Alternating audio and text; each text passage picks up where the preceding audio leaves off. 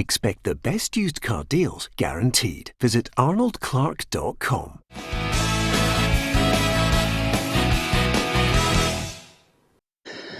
Welcome to Peter and Roughie's Football Show, sponsored by Arnold Clark. Delighted that you could join us. We're live on Facebook and, of course, YouTube, Monday to Friday.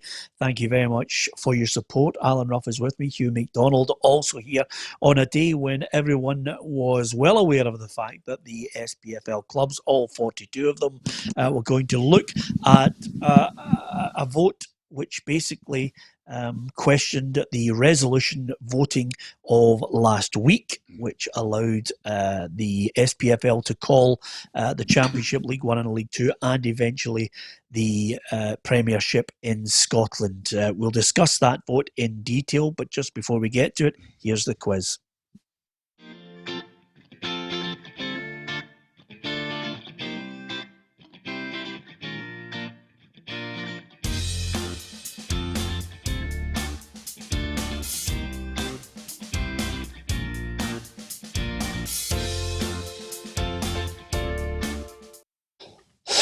So there you have it, the quiz. We'll give you the answer before the end of the programme.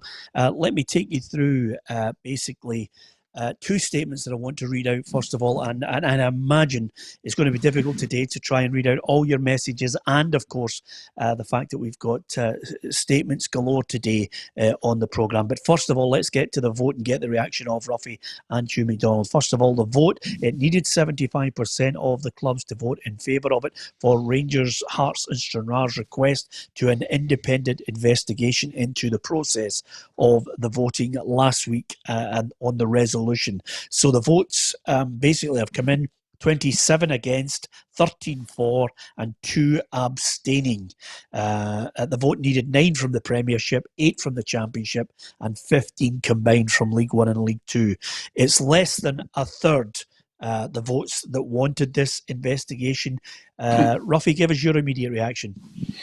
Well, I think I was for it. I was for the investigation. Obviously disappointed. I think there's a lot of things we really needed to get to the bottom of. And now we've got to make our mind up, you know, when we move forward. Do we move forward with a lot of trust? I find that will be very, very difficult for some clubs. So I'm hoping somebody comes out with some kind of statement, you know, that is positive and is good for Scottish football, because I think a lot of the people who wanted the investigation will still be utterly disappointed, and we'll have to wait and see whether there is going to be any other movement after that. So it's all about just sitting and waiting to see how everybody reacts to this. Just off the back of that, Roughie, do you not feel that's an emphatic vote against an inquiry? Yeah, it certainly does. There's no doubt about it. The figures there. I would like to know the people who didn't want the investigation, what their thoughts on why they didn't. But we'll just have to wait and see. It's a funny one to get your head round, but I would like to know. We all know the people who wanted to go for it, because a lot of them were affected by the decisions that were made. Maybe the other ones who didn't want it just didn't feel it was worthy of pushing it forward, because it didn't affect them at all in anything that the decisions were made. Okay, what I'm going to do, Roughie, is I'm going to speak to Hugh MacDonald now. That will allow you to plug your microphone back in and all the technology. So with that in mind, Roughie's waiting on a statement. I'm going to read you the SPFL statement in a moment, Hugh, but give me your initial reaction. My initial reaction is that this just falls into, just snugly into, really good result for SPFL. I think most journalists looked at it to see that if it was 15 naysayers and above, now we've got to remember there's no chance of this resolution ever passing under not only under the voting system, but also under the number of clubs. It was never going to get above a 50%, for example, Peter. I mean, you would need a lot more than that, near a 75%. But it was never going to get up to that levels. But I think most journalists were looking at it and said, see if it's about 15.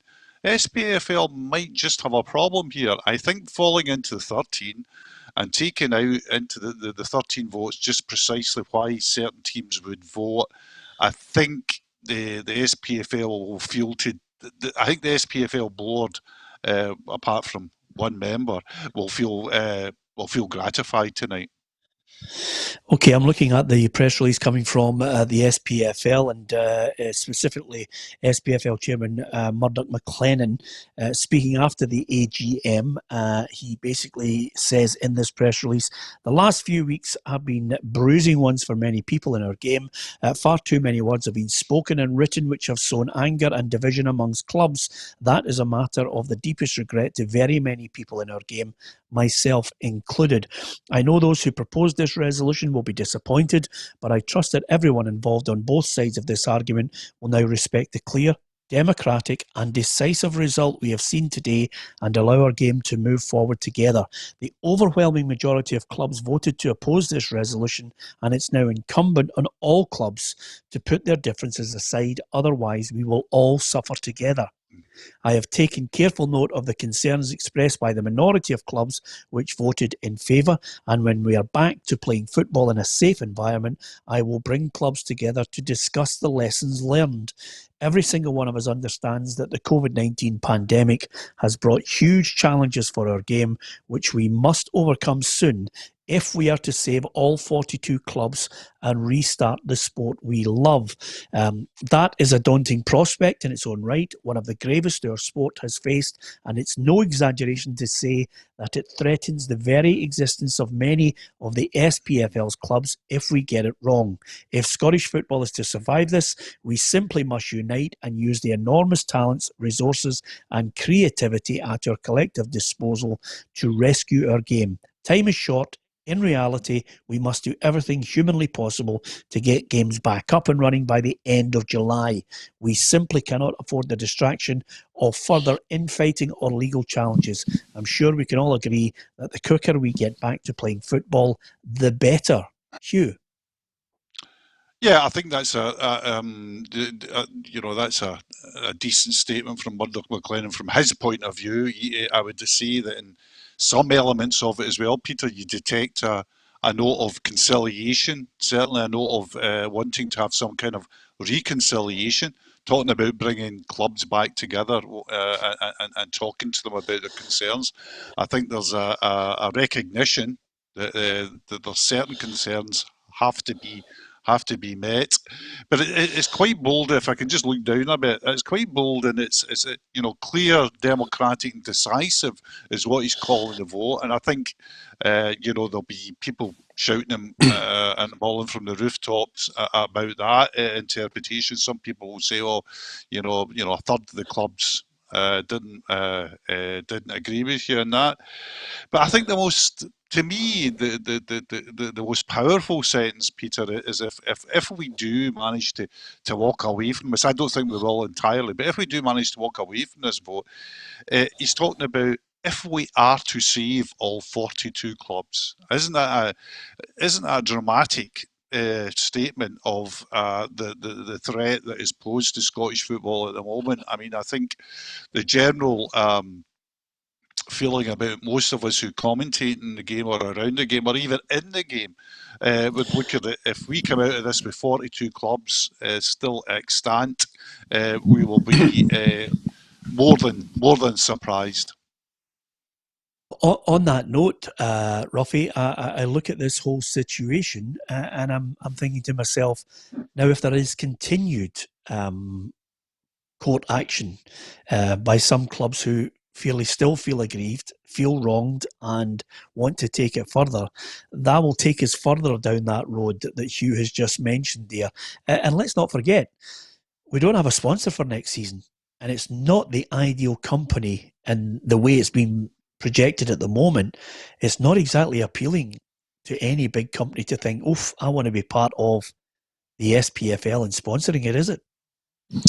No, it certainly isn't. As you said there, we haven't been able to get one without all this carry on. We haven't been able to attract anybody, and the clubs need the sponsorship money at the end of the day to be passed within them. So yeah, it is another one. And again, Peter, I don't know what route a lot of the clubs will go down. We'll have to wait and see. But I think the route that will be going down will probably be the clubs who through no fault of their own, are going to lose out of this big time financially.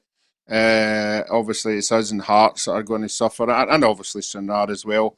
They'll have financial problems as well. There's going to be massive changes in these three clubs, and that'll be the grievance, that the decision that was made, and they'll have to dig themselves out the hole, the financial hole, and it remains to be seen how that goes about.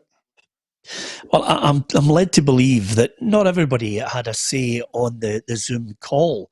There were maybe 7 club representatives who made speeches to the assembled members of the SPFL, Hugh, to basically put their case across with regards to this whole situation. And remember, apart from the overall way the vote was conducted last week, there undoubtedly will be lessons learned. But the key issue here was calling for this vote on the basis that 2 individuals within the SPFL had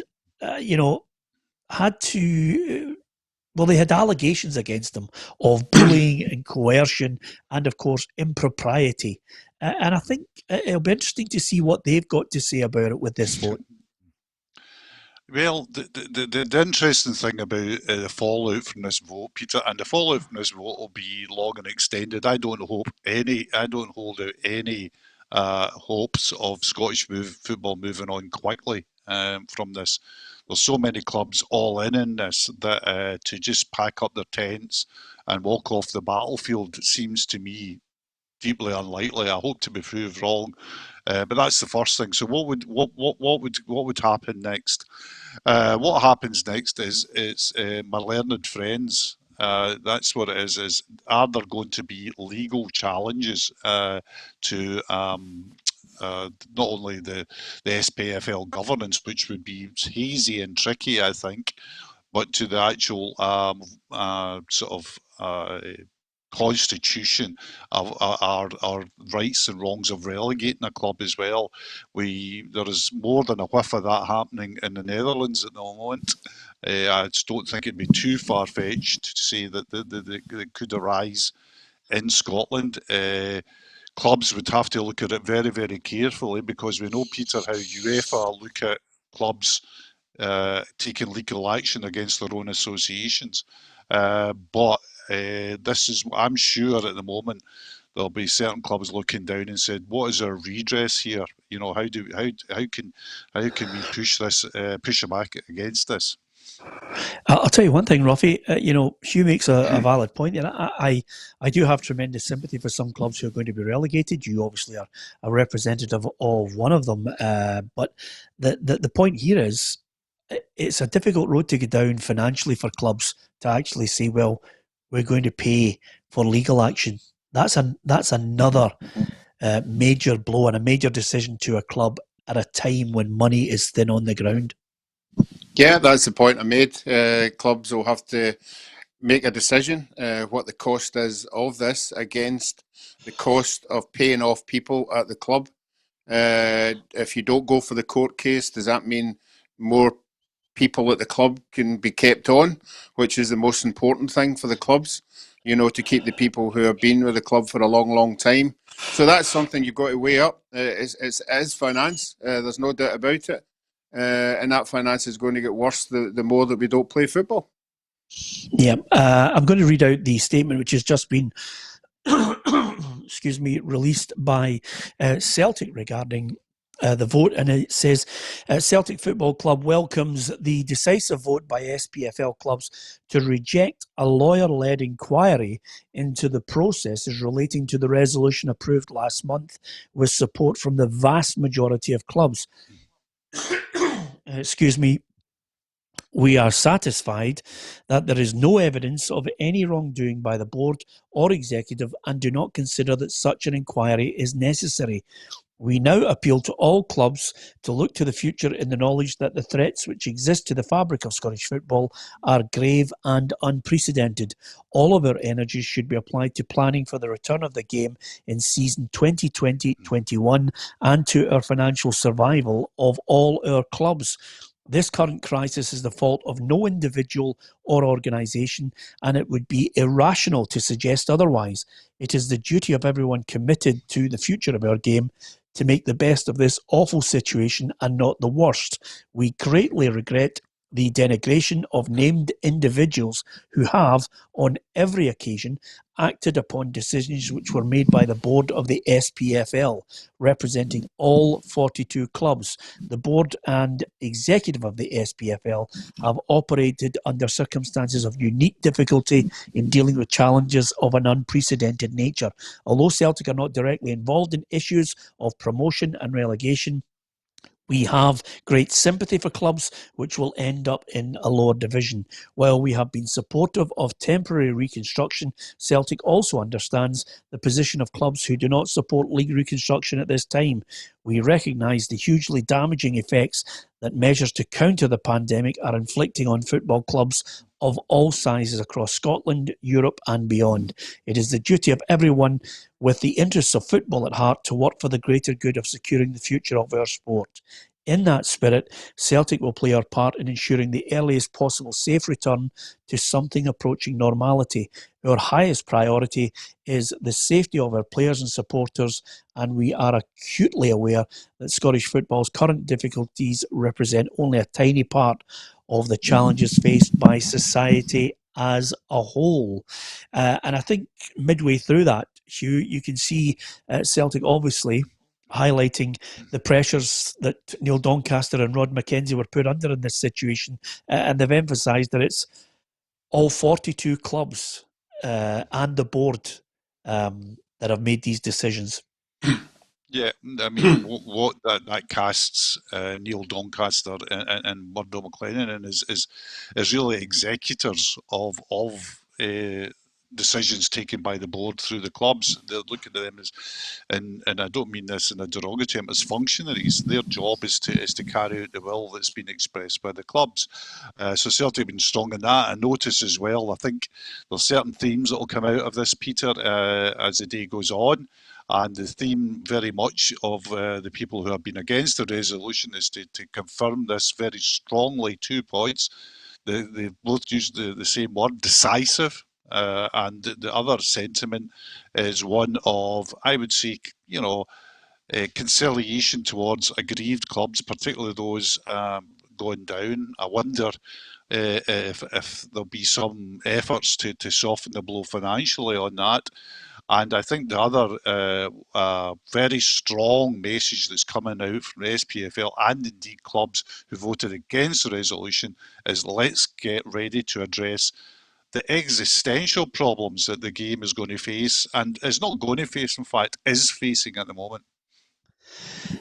With that in mind, I mean, I'm waiting. There'll be other statements forthcoming, Roughie. I expect a Rangers statement will not be too far away. Roughie, we won't be too far away from a Rangers statement and other clubs who want to give us their view on this decision. It'll be interesting to see if peace is indeed going to break out. I have my doubts on that, Hugh. I think so as well. I think, as I said, alluded to earlier, I think there's so many clubs, Peter, who are in poker terms all in this, that they will see that backing off this might be seen amongst the support as a sign of weakness or a sign of capitulation. So I think this story has got some way to run. As I said, though, I think the margin of victory for the SPFL falls into the area where tonight they'll be relieved at this. They might have been braced for a bigger rebellion, given that many of the clubs could have voted for an inquiry, knowing that the Rangers were saying, well, there'll be no cost in that for you. You know, it was almost like a free hit at the SPFL. So I think the SPFL now will be, I think they'll be quietly satisfied. I think the language of decisive, you'll hear more of that tonight. And the theme of let's tackle the real problems will also be, I think, a very strong theme of what will come out tonight. I wonder what Rangers' reaction will be, Roughie. There's no statement as yet. Again, it's going to be interesting when they do. I think they won't be happy with this. I'm sure through the years that we've saw anything that Rangers have challenged, they haven't let it go. I think they'll keep going. Obviously, we all thought at the very beginning it was more about Rangers and the SPFL. That materialised into other clubs felt the same about some of the decisions. It's a big shout for Rangers. Again, we've talked about the financial stage of it, and Douglas Park says, don't worry about the finance, I'll sort that out. So I think that's the biggest thing we're waiting on now is the Rangers' reaction, because obviously they were big players in this whole thing. Yeah, and just to recap on this, if you have just joined us, welcome along to the Football Show. The voting is fairly decisive because 27 have voted against an independent investigation, 13 for, 2 abstaining. It's less than a third were looking for this to go to an independent investigation, which of course Rangers mentioned that they would be willing to pay for the costs on that. Rangers haven't released a statement. We have read out a statement from the SPFL and from Celtic on this, and it will continue. There's lots of people who want to obviously offer their tuppence worth on it. We'll try and read as many as possible. Hi to Willie Gibson, Andrew Cameron, James Dunn, Chris Smith, James Leslie, Lee McMullen, Stephen Martin. There's lots of people joining us on Facebook who obviously will try and read out some of the reactions. Hugh Hepburn Duff says, what about Hearts' reaction to this? Well, we've had Thistle's reaction. Ruffy's given us an insight into that. But I think Hearts is another club, Hugh, that have got a dilemma here. Do they then go and look at legal action to counter this? Yeah, I mean, they'll definitely have. I mean, first of all, Hearts will have known for quite some time that this resolution was never going to pass. Not only on strict 50-50 terms, which of course is not the way it's decided. It's decided on a very much higher bar. So they would have known this was impossible, no chance of it getting passed. So they'll have been thinking over the last few days, what do we do when this is turned down? What are our ways forward? Now there's 3 rough ways forward, Peter, isn't there? The first one is we accept it. The second one is we accept it, but we go to the SPFL board and SPFL whole and say, is there a way where we can make this crash landing a bit softer than it is at the moment? Can there be something worked into this that helps out the clubs who have been disenfranchised by this unprecedented situation? And I've got every sympathy for clubs being relegated in this position, particularly for Thistle, who got a game in hand. I don't think there's any football fan that thinks is entirely happy with all this. And the third thing is to fight it. So that opens up another avenue. How do you fight it? You can come out with all the rhetoric you want at the moment, but the only I was going to say to you, to Court of Arbitration in Lausanne has been suggested, Hugh. Is that the avenue you were about to highlight? Yeah, I was going to say that, but that is a very dangerous, it's a very difficult route to take, Peter, because if you're doing that and you're going to the court in Lausanne, UEFA take a very, very dull view of that. The other thing as well is if you're taking that to the Court of Arbitration in Lausanne, the SPFL therefore have to have legal representation. So would Hearts then have to pay their own legal representation, say, if they wanted to go, or jointly if they wanted to go with other clubs? But they would also surely be, win, lose or draw, they would be accountable for the costs of the SPFL because they're a member of that club, and presumably the defence bill would have to be divided up amongst the 42 clubs because that's what funds the SPFL. So it's an absolute legal action would be a real It'd be a real statement of intent, a real declaration of war, and that would really be something that would be fined. I would find Scottish football would find it very, very difficult to come back from. Yeah, thank you very much to the many people who are commenting on YouTube and Facebook as well. The many sensible people. You will, from time to time, when you're reading the stream from Facebook and from YouTube, you will read the odd bit of lunacy, and I can only apologise for that. You've got to try and brush over it. For the sensible people who want to make a point regarding the vote today, which seems to be a decisive no to an investigation into the way the resolution was voted on, and the process prior to it as well. There was a call for an independent investigation and basically for the suspension of Neil Doncaster and Rod Mackenzie. That has now been brushed aside. The vote stands, and that will also, I think, in the not too distant future, create another point for us to argue over, which is quite simply that it gives the SPFL, Roughie, the right to call the Premiership now. And I don't think in the next couple of weeks that'll be too far away from being called, with the confirmation of Celtic as champions and Hearts to be relegated. Yeah, I think it was May 25th. I think UEFA wanted everybody to get back to them to let them know where we stand. I think we are of a mind there's not going to be any football, so that call will have to come. And I've already decided that the league should be decided on the ratio of points through the season. That means that Celtic will be the champions. And then, unfortunately, I think will be another case down the road. I think Rangers have insisted that in the rule book that says that nothing can be called if 38 games aren't played. I think Rangers will act on that.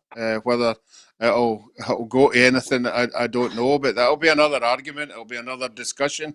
And I think the sooner they do it, the better for everybody concerned, because I think there's been so much damage that we really need to get a bit of trust back with everybody and move on and hope that football can come a wee bit earlier than what we think. But this will be another decision that is going to rumble on, and it's going to cause problems. Yeah, listen, wait till I get to the other problems that we have today. Dane O'Keen on YouTube has mentioned one question: what do Rangers want to achieve? Is it Doncaster and company to leave? Then what? I mean, apart from anything else, and again, sometimes, Hugh, I'm reluctant to quote certain things which I feel sometimes can be tittle-tattle pub chat. The whole suggestion that Rangers don't want the league to be called in Celtic's favour. That's the first one. That may well be an underlying thought process, but the overriding one is that Rangers have, adopted is quite simply they feel as if there was impropriety, and that is why they wanted this investigation. But I wonder what the end game is, and if they will be prepared to put out a substantial amount of cash trying to get to that end game. And what is it? Well, Rangers have stated that the end game was to change the governance of Scottish football. They've said that it wasn't about titles being called. They were very strong in their in their declaration. This was a governance issue. Now, the governance issue has been settled. It had not been settled in their favour, but I find it very difficult to see the ways that this governance issue can be changed, at least dramatically, in the sense of Rod Mackenzie and Neil Doncaster. I think tonight they can say, right, that's a crisis. We have survived, certainly in the short term, because maybe in the longer term, they'll be feeling that they'll go on, but I think they can look at that. So Rangers will become pretty clear. The motivations will become pretty clear if they decide, right, now we move on to league can't be called. So the motivation there will be self-explanatory, won't it? Yeah, just to go back over this, and I hate to go back over it in great detail, but I feel it's only right and proper. The key points that Rangers clearly did have, displeasure in such a way that they wanted to actually get an independent investigation and pay for it. Neil Doncaster, in their mind, held back information to clubs, failed to disclose the £10 million refunds to broadcasters, suggested handing a sponsorship deal to Sky, which was below market value. Obviously, the cease and desist for mentions of that from the resolution that Rangers were trying to put forward is another one, which prompted, of course, We Won't Be Bullied into silence on the Rangers website and, of course, Twitter. Told UEFA they wanted the season over before a vote had taken place, and, of course, unanswered questions on the Dundee U-turn. They won't go away. I think there'll be a lot of anger. I think there'll be a lot of, regardless of the vote, I think there'll be a lot of infighting and, of course, hostility that will remain. There is absolutely no doubt about that. And let me be clear on this, Roughie. It's not just Rangers that I think will harbour some anger towards other clubs and individuals. The rest of the SPFL, I think, is fighting as well. There are a number of clubs who really are angry with each other. I wouldn't like to be going into a boardroom after a game or prior to it to have a little cup of tea and the sandwiches which you lot regularly do, Roughie, because I'm looking at it here.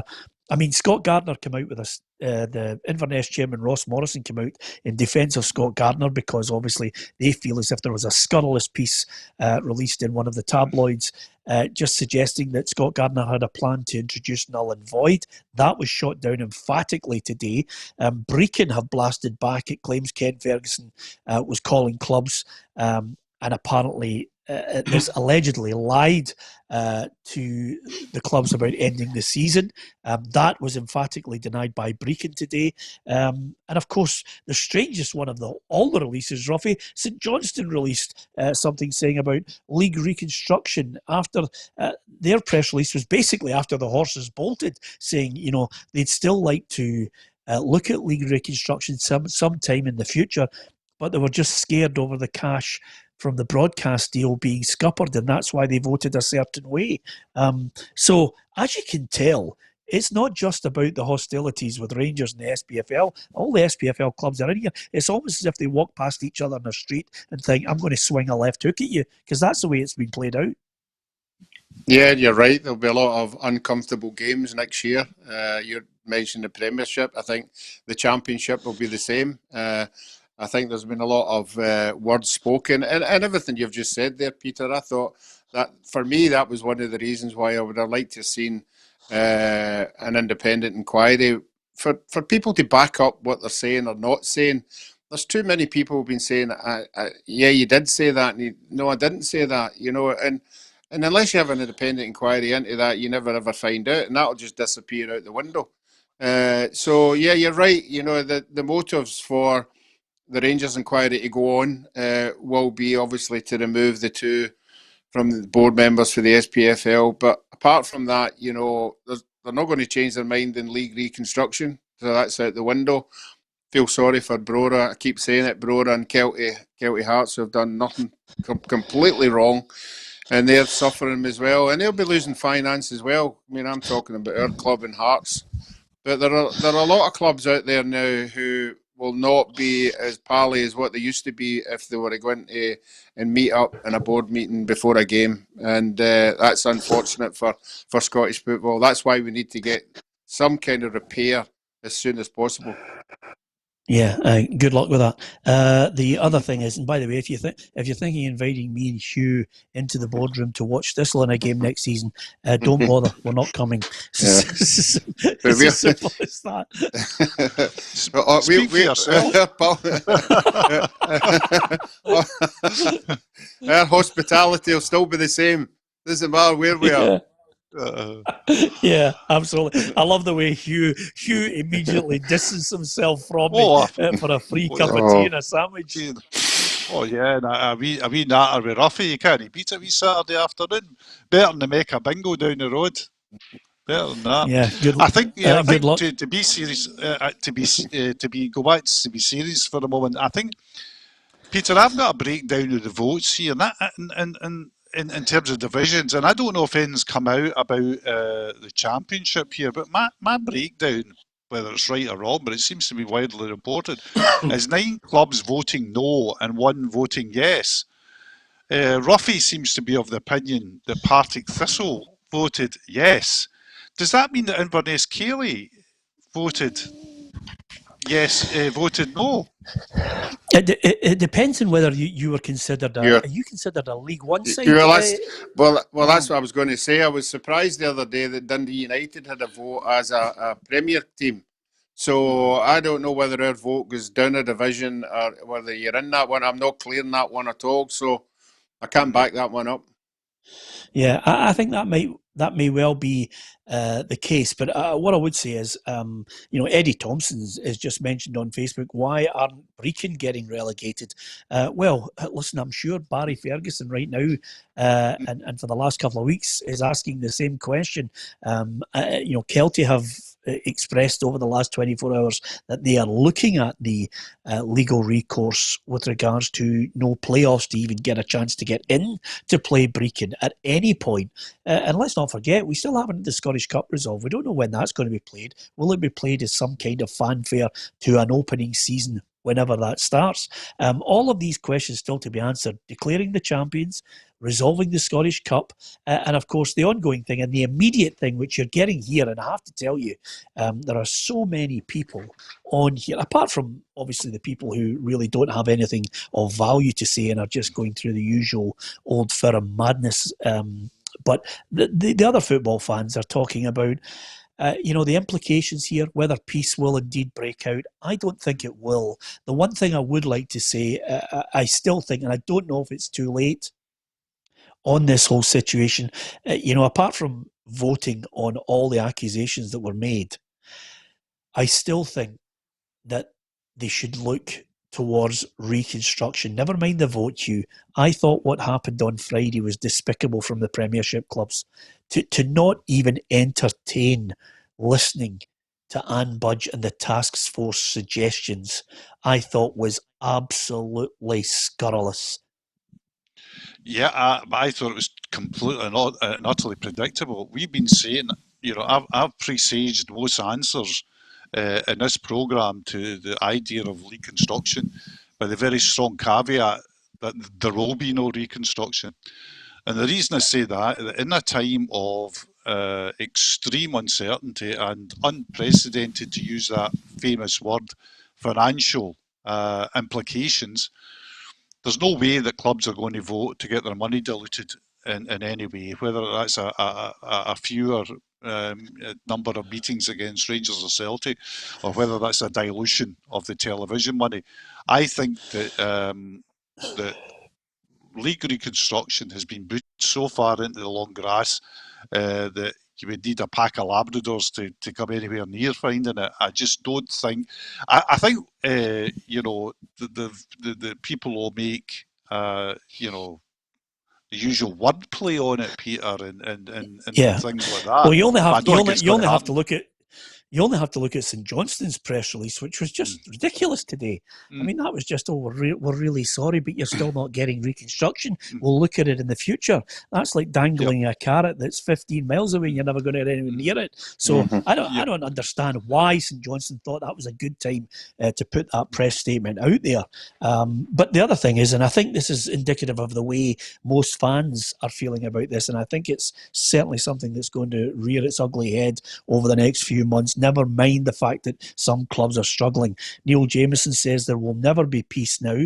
Michael McClay says the whole situation has fractured Scottish football further. It was always going to do that, in my mind, Roughie, regardless of the way the vote was going. Had it, as Hugh mentioned, had it got above 13, had it got to maybe 15, 16, 17, higher, suddenly, once you get to the point where it's close to 50%, would have been looking for that vote to go through, then you were in a no-win situation.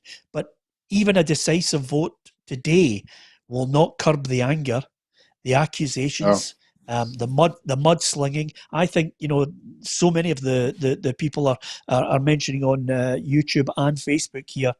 The division is deep, the wounds are open, and they will not quickly heal over. Yeah, initially this started off having a go at the SPFL, and you're right what you're saying there. It's moved on to clubs now.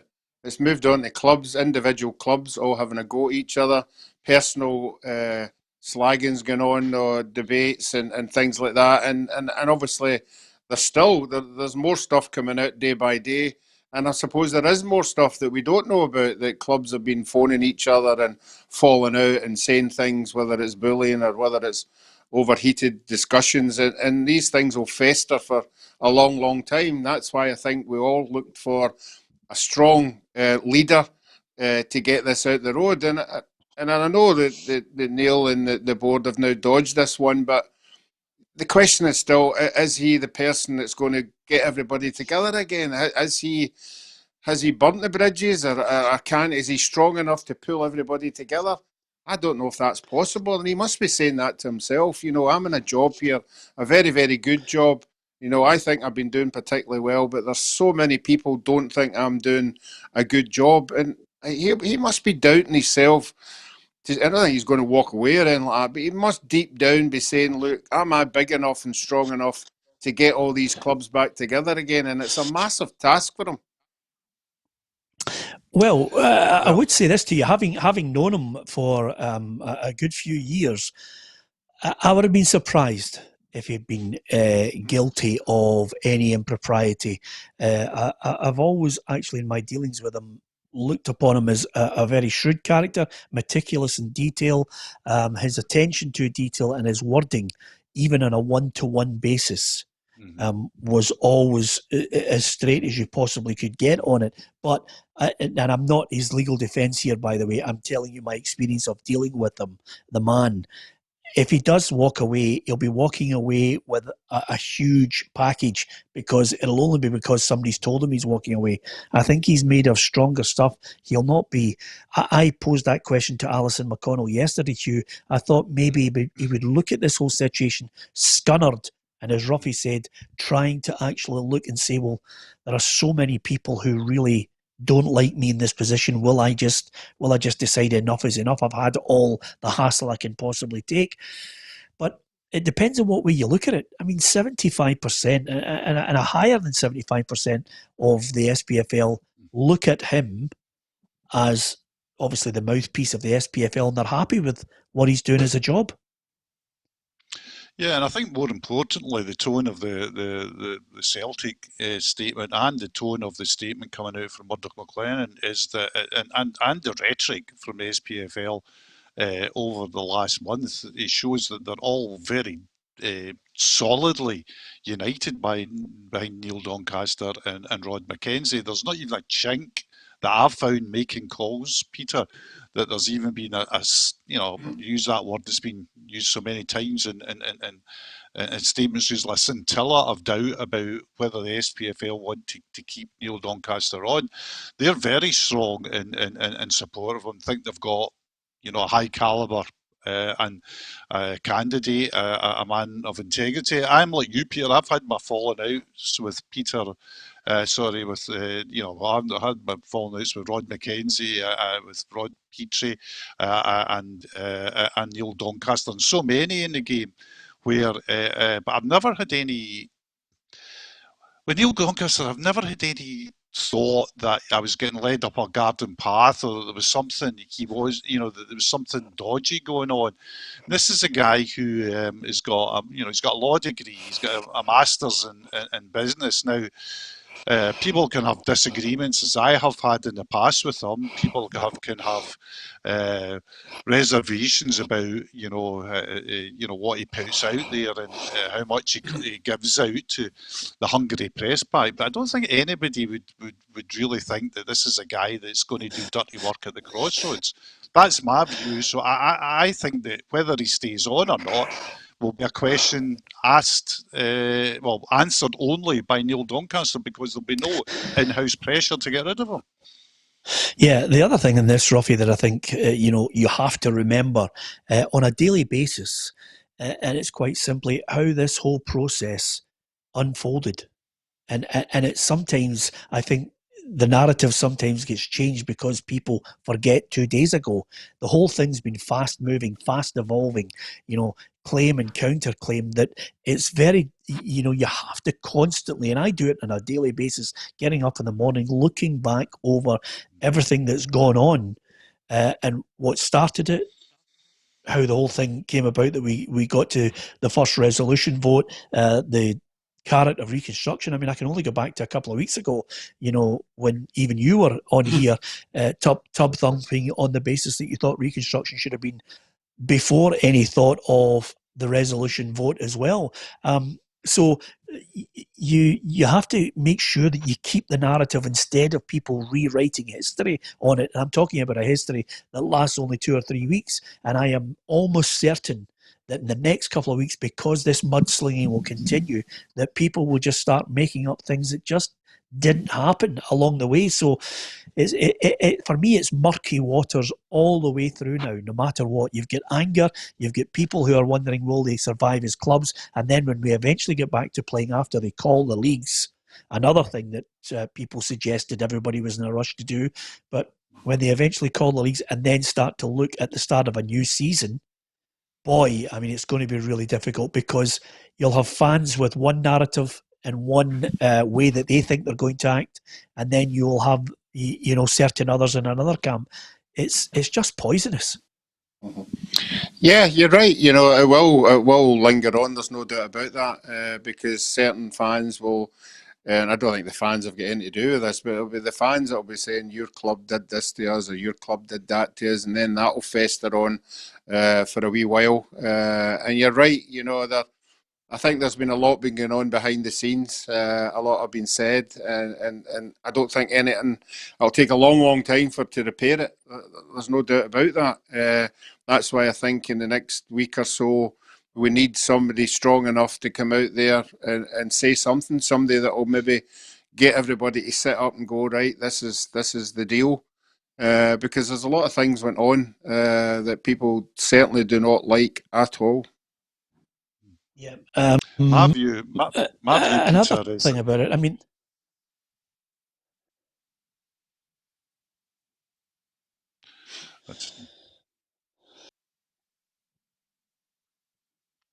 you. Yeah, what well, about we your can view on just it? talk amongst ourselves. We'll just talk amongst ourselves. Peter's No, he's obviously back. He's back. He's taking a big huff, and he went away. My view, Peter, is that this kind of like the tectonic plates in Scottish football have shifted over this, and reality is there's not going to be a resolution of this, because what the gripes and the complaints, some of them justifiable, are not really about Neil Doncaster or Murdo McLennan or Rod McKenzie, and that getting rid of one or all three of them would not be a peace pact. That wouldn't solve anything, because a lot of the stuff that's bubbling underneath Scottish football is more about the sort of the power structures, clubs feeling disenfranchised, clubs feeling bitter about stuff, clubs are going to get relegated. Those pains don't. Those pains don't just automatically disappear. These are going to be part of a long running. They have been part of a narrative in Scottish football, and they're going to be part of a continuing narrative in Scottish football. Peter, can I just say, of all this since day one has come out, I think the most thing that's came to the front is when we get to this situation, what we get is everybody looking after themselves, and probably quite rightly so. Every club has made a vote for their club, and that's why they're there. I think if we could move on, and I know the three people we're talking about aren't representatives of any clubs. I think we should have an SPFL board that has very, very well educated people in it, with no association to any football club, any member club, and we might get somewhere. We might get, rather than looking after themselves and making decisions, that it's an independent view of where we go. And then you wouldn't be saying, oh, he just voted for that because he's on that board, or he's this. How you do that, I don't know. But it seems a sensible route to go down. The That problem with utopia that, that you're Peter, looking for, Roughie, is going to be very difficult because we had the Ayr United owner on the other week there, and he was talking about the possibility of a commissioner, who would rule it and take it forward as an industry for the benefit of all, rather than two or three people driving all the decisions. And to suggest that there's a board that comes on that has no connections to all the clubs is an interesting one as well. Remember, it's a lovely thought, Hugh, but I'm afraid to say we're in a situation where everybody, especially in the west of the country, which is, as you know, there are some people who are sick in the mind. They would look into somebody's background. This will never go away. They'll get five or six people who don't work at clubs, are not associated with them, but then they all go and muckrake when a decision doesn't go their way, saying, "Oh, he's affiliated to the Judean Popular Front or the Popular Front of Judea," to quote Life of Brian. Another thing is, in all walks of life, Peter, whether it be football, business, or whatever, politics, whatever you want to go into, nobody votes to lose power. It's you'll not find that.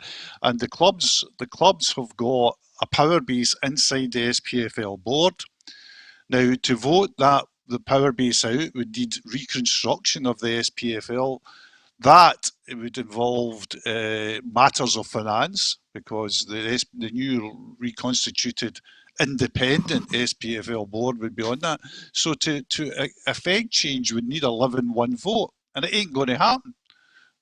And to change the 11-1 vote, you need an 11-1 vote. It's like this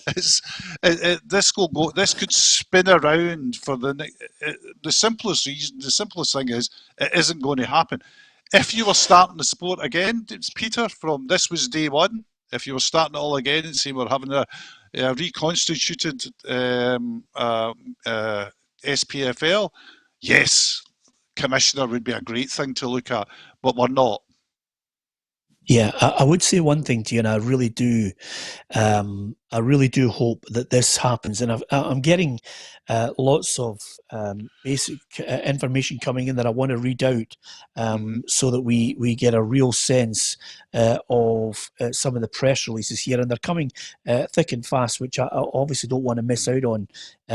Neil Doncaster has said it was a good meeting. There were some good exchanges of views, but ultimately the clubs have spoken. They've given a very clear indication that they do not want to see this independent review that was being sought by three clubs. My view is very clear that the board should devote all our time and our attention to the crucial work of getting the game back up and running in Scotland as soon as we can and as safe as we can. I'm very pleased with the result, and the work starts now. It was a very respectful exchange of views, and you would expect that. I think statements can often be misconstrued, but there was a good exchange. We had all 42 clubs represented in the meeting, and ultimately the clubs have given a very clear indication that they see the way going forward being engaging with the Scottish Government, getting games up and running as soon as is safely possible, and that is what we will be doing immediately. So that suggests to me, and we've made a request to speak to Neil Doncaster, which I hope he will be on the show tomorrow. I can only put the request in, and then we'll wait and see. But the early indication to Sky Sports is that basically it's business as usual for him, and he moves forward. I would not like to see him walk away on it, because I think there's more to be said from him, Rod Mackenzie and Murdoch McLennan on some of the stuff that's been fired their way. But what I would like to see, Hugh, and I've been emphatic on this for the last couple of weeks of this madness, I would like to see not so much an olive branch, but a connection towards Rangers to try and build bridges across so many areas where I feel as if there is bad blood. I've said it before this vote. I said it continually over a couple of weeks. We need to get these clubs that have a serious grievance and distrust, dislike, whatever words you want to use. We need to start to build bridges.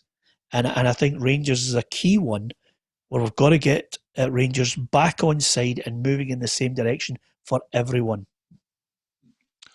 I think that's going to be hugely difficult, Peter. I think there'll be. I think you can read between the lines of Murdo McLennan's statement that he wants some kind of reconciliation with what he puts at all clubs. So that will include Rangers. But I personally, and if the level of vitriol that has existed in that relationship in the last couple of weeks is such that really I think it's going to be a very difficult relationship to repair. I think it'll all depend, Peter, on what happens short term as well. We're still waiting for Rangers' response, but if Rangers take this on and decide to go down another route, that will make it a difficult reconciliation impossible in the short term. Yeah, just to go back over it, recap, if you have just joined us, the vote was fairly decisive, 27 against the request from Rangers, Hearts and Stranraer into an independent investigation into the resolution that was voted on by the clubs. Obviously, the investigation was into impropriety on behalf of the SPFL, and two main culprits highlighted were Rod McKenzie and Neil Doncaster. 13 voted for an independent investigation into the handling of the vote on the resolution, and there was 2 abstentions. So that's how the vote went over the last couple of hours. And we've been talking about it and trying to put out as many messages as possible that have come in through Facebook and YouTube. And thank you to the many thousands of people who are commenting and obviously putting across some very valid and intelligent points of view. You can like, share and follow us on Facebook. We really would be delighted if you could do that. You can actually just click on get notifications on when we are live every day, Monday to Friday. It will remind you at 4 o'clock, and on YouTube. If you subscribe to our YouTube channel, you will indeed be made very well aware of when we are live with all our pundits and our special guests. And just with that in mind, just a couple of other things that we want to get our thoughts on. We'll give you the answer to the quiz. It would be remiss of me not to mention a young man. Derek Gray is in New Zealand, and he's got his 10-year-old son, Alec, and they've been watching some of the old classic Hearts-Hibs encounters, Roughie, and I kid you not, they just said, could you ask Roughie if he ever won an Edinburgh Derby match? I'm definitely going to. Hugh, going to get the history books out. You need to get me you need to find me a Hibs win. Just get the records out and say, maybe it's so long ago, I must have missed a game that we won. I must have missed one. There was plenty of moral victories. You had plenty of moral victories, Roughie. Just go down that line. Yeah, and the strange thing is, Hugh, I can remember actually, I started living in Edinburgh, I think, around about 1985, and over that 12-year period, I'm hard-pressed to think of a Hibs win, to be perfectly honest with you. But, Roughie, the last thing I want to do, and remember that I was actually reporting there in Robbo's era as the Hearts striker. I'd hate to actually find the definitive on your career in Edinburgh derbies with goals for and goals against. It could be a nightmare. No, it'd be an even worse one if you looked at. I know Robbo's got a record amount of goals of scoring against Hibs. I think I might be wrong. Was it 27 or something like that? I'm just hoping 25 of them weren't against me. Yeah, exactly. So I would like to say to Derek Gray and his 10-year-old son Alex, thank you very much. I know there are lots of people who watch us live, and there are lots of people who just basically wait for their partners, male or female, to go to bed, and maybe they settle down with the kids to watch the programme as well. So we really are indebted to everyone who's joined us, joining the football family, and all the sensible people who put the points across. And I want to make a special call out to Ali in Stirling, Peter. It's his 35th birthday today. And I know that he's a keen watcher of the programme. So happy birthday to Ali. Yeah, a big Borussia Dortmund fan. And of course, quite a lot of hatred towards them coming in now on YouTube and Facebook. But you would expect it at some point. I'm sure if there's a German Peter and Roughie show, they're giving the pelters now because they're going back to playing football, which brings me nicely to this segue into what's happening in England, because Danny Rose decided to use what I call the industrial language, just to let everybody know how he feels about English football's decision to return. They obviously want to, after June the 1st, contemplate playing games behind closed doors, because I think Boris Johnson has said it would be a great idea. It would lift the nation's morale. And Danny Rose, who is on loan at Newcastle, says, I don't give about the nation's morale. This is about life and death. I mean, and of course, I think that the valid point here is that, I'm looking at statistics on, black people and Asian people in the community, and the statistics of being twice as likely to, contract it. The fatalities are not good figures. I can understand Danny Rose getting so passionate about it and the use of language to say, this is madness to go back. But I still feel, Hugh, we were talking about the greed in our country and the self-preservation and the self-interest. In the 5 big leagues, it's 10 times worse because there's millions at stake. The Premier League, whether they play behind closed doors or not, are facing a £340 million payback to the broadcasters. Yep. And that £340 million, Peter, if you look through their accounts, most of it's been spent. This isn't money they've got up their jumper for a rainy day. There's great imperatives, financial, to finish the league. I've got huge sympathy for anybody that, particularly, footballers who've been pushed into going back to work. I think it's been a disgrace, the way that footballers have been singled out for opprobrium and criticism during this crisis about not taking their wages because they earn certain much and they don't earn this and they don't earn that. That's not the point. That's not the point. They're workers like the rest of us. Some of them are very well remunerated workers, but Peter, you and I know that the vast majority of them are not. And there'll be people, footballers throughout Scotland today, who will be sitting down and saying, I don't know where my next wage is coming from because their contracts have run out and people are not in a position to sign up players at the moment. So I've gone off on a bit of a rant there, but I do believe that footballers in general have been absolutely traduced in this crisis. Yeah, and I think from, as Hugh said there, Roughie, very early on, I didn't see some of the highest wage earners in the whole of the UK suddenly come forward and say they were going to donate a percentage of their wages. I did not see in any of the tabloids or the broadsheets or any of the media saying, well, let's look at this section of our society who earn fortunes. I didn't see them picking on them. It was for me an easy target, and I think the collective response from a number of organisations, and of course we only have to look at the great gesture from the Scottish and men and women's football making a contribution to the NHS. Our very own Barry Ferguson put his shirt up for auction, £25,000 to the NHS. Lots of people came out with some brilliant ideas to donate money, but footballers, a quick boot where the sun don't shine right away at the start, and now a situation where, get back, lift the nation's morale. But if somebody's got coronavirus, well, tough luck in that 400 that are inside the stadium behind closed doors games. I think it's lunacy.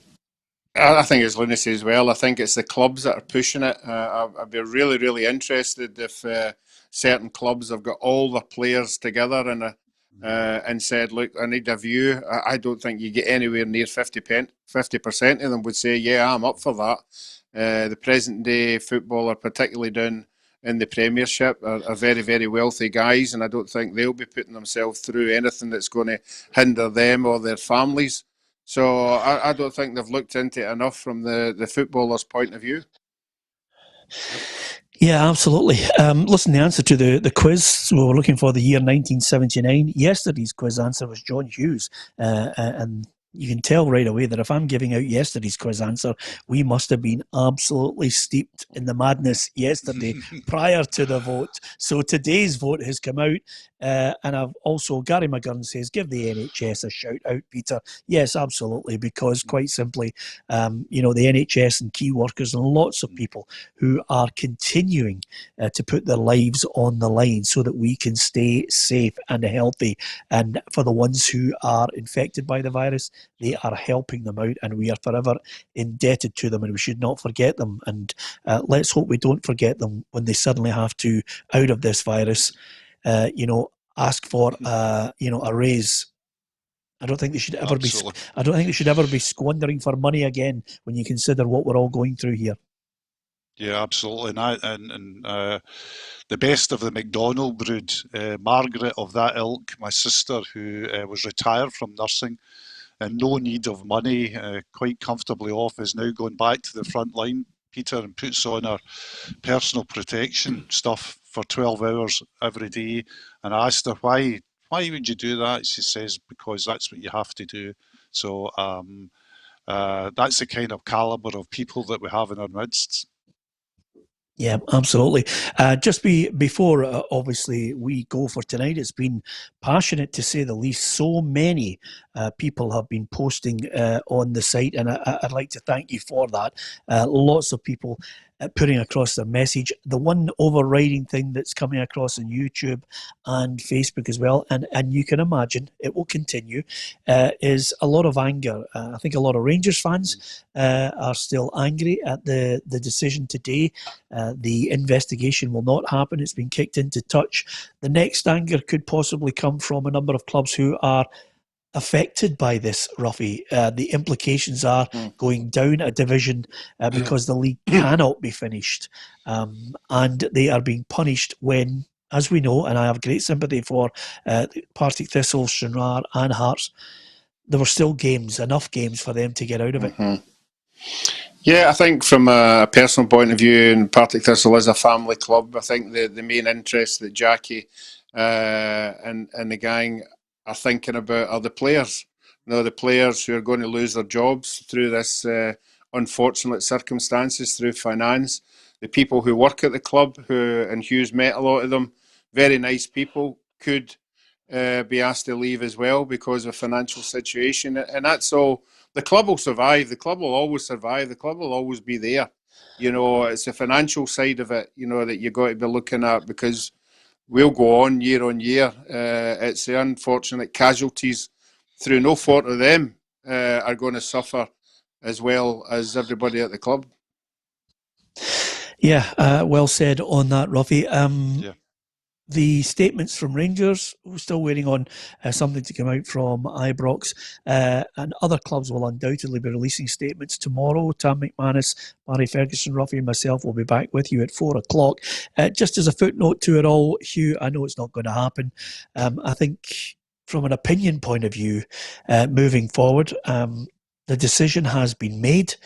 Let's hope that some kind of peace, however fake it might seem, breaks out now, and we start to look towards trying to protect the 42 clubs in the game.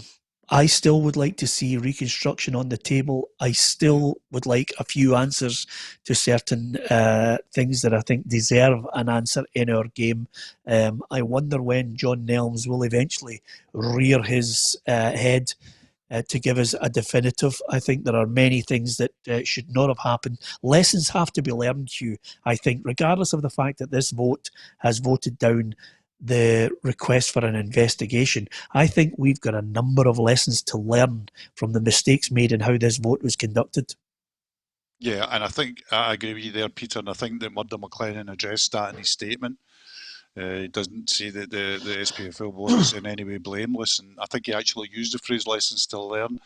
Yes, I think the governance might have to be much more transparent and clear going forward, although I see problems with that.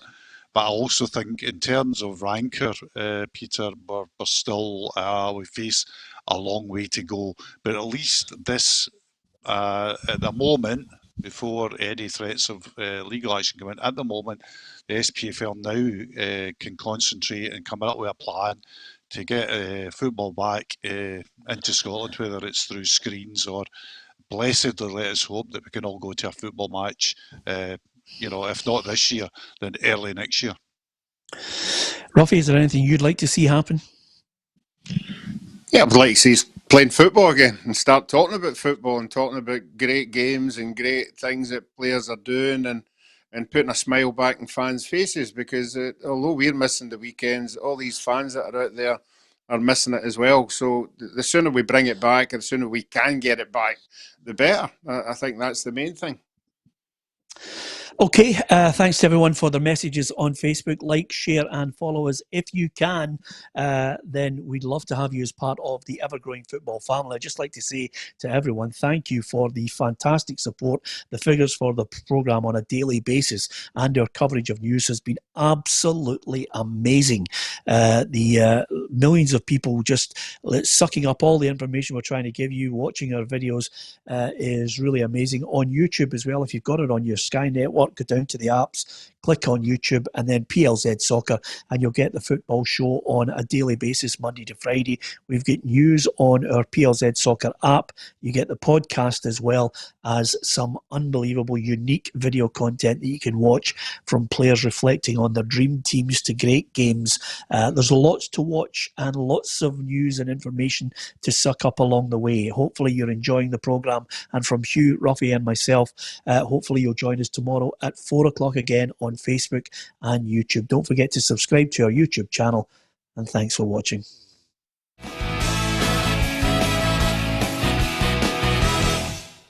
Expect the best used car deals guaranteed. Visit arnoldclark.com.